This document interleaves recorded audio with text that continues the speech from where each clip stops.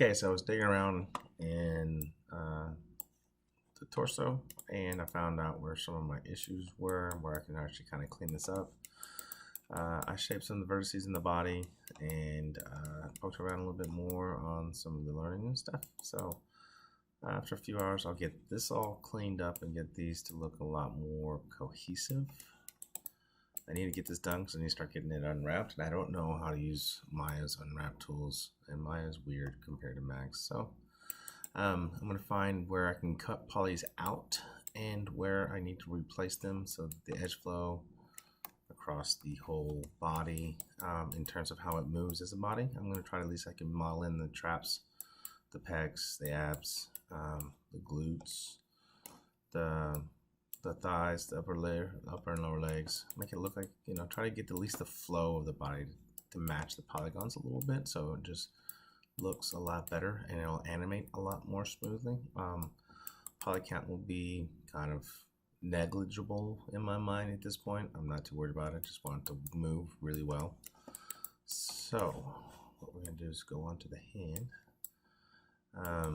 Oh yeah, what I want to do, where I found where my issues were, they were right here. I need to cut across here and get this edge loop to match the torso, the bottom of the belly. And then when it starts going to the undercurve towards the crotch, and then I'm going to start creating edge loops there instead of these frameworks of spider webs and messes and rat's nests. And after that, that'll allow me to kind of clean up here and kind of get into the shoulder. I have a head in ZBrush. I'm going to see if I can export out the little poly, and I'll just drop it on there. I hope. We'll see how it goes. Let's go down to the hand though. Z, F. All right, so I found where I can extract is the actual word I'm looking for. So if I go to edit mesh, I don't know if I can put buttons in here, but you go to, so I use detach and the edit poly in 3ds Max all the time. And if I hit extract here, let's see, because if I go, okay, let's see what's happening. If I go up, let it be, it's going to extract each face separately, Z. If I leave the faces on, it'll be like a push, Z, but then I think I just hit enter or hit W and go to object mode, yeah, and my finger is broken off. Now, what's great about that is that I build all the fingers the same way. So getting the lock on like that, it's easy. So all I gotta do is just build one finger. So let's go there, edit pivot, and we'll just put that just right there for right now. Now I'm gonna do the index finger because I always keep that one flat at 90. And typically what I'll do is I will make a copy. I believe that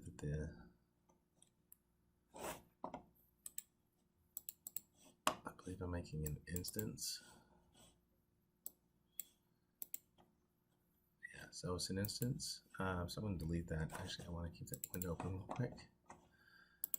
And go here and change that to copy real quick. Like that. And then,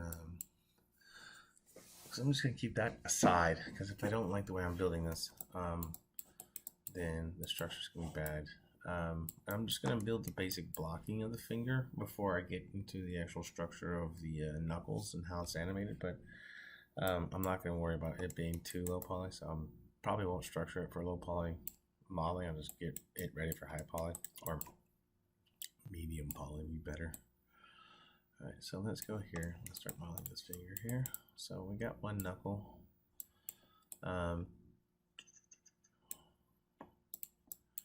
You want to build it to where this caves in naturally and this flexes out naturally.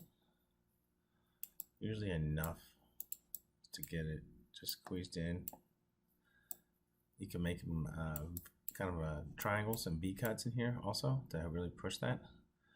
But this could be sufficient because if I just add just a little bit of tessellation into it, I'm going to have enough polygons to make it bend the way I need it to, so I'm not worried about it. it's not nearly as important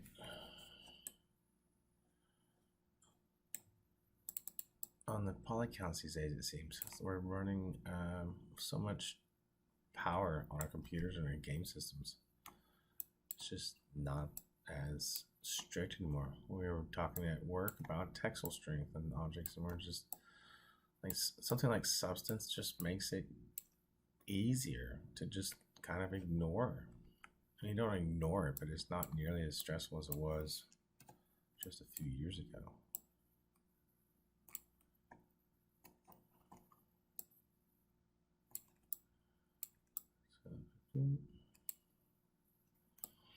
And then, you know, when it comes to middle fingers, having some kind of natural offset is always fun. But I'll do that after I form all my fingers and get everything kind of set up in the same spot. Looks like my smoothing groups are messed up. I might get rid of those normals.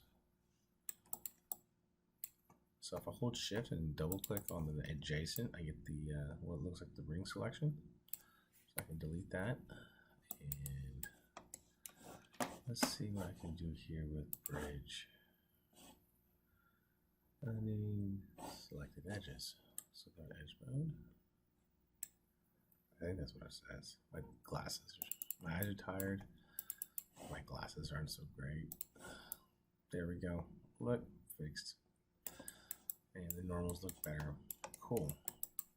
Sometimes when you're modeling ways, like a box modeling technique like this, you can disrupt how the software is rendering and actually acknowledging, I guess you could say, the geometry. And sometimes faces get flipped, and they usually get corrupted pretty quickly from that. Actually, yeah, let's do that. Let's put that back. I'll just start going at it this way. Start scaling it down. Oh, again, I don't need a lot of articulation in here. We'll probably need one more. Yeah, we'll need a chamfer of that middle line on this knuckle here. Is it a bevel or excuse me? We'll go to face. It's like that one, and get that taper in there.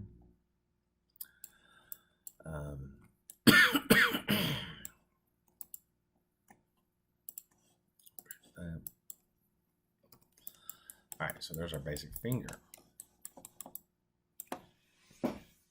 So we'll get those landing pads on the other knuckles. We'll just drop those things in, and we'll have a hand. I just gotta get the palm to form better. Sweet. See you in a bit.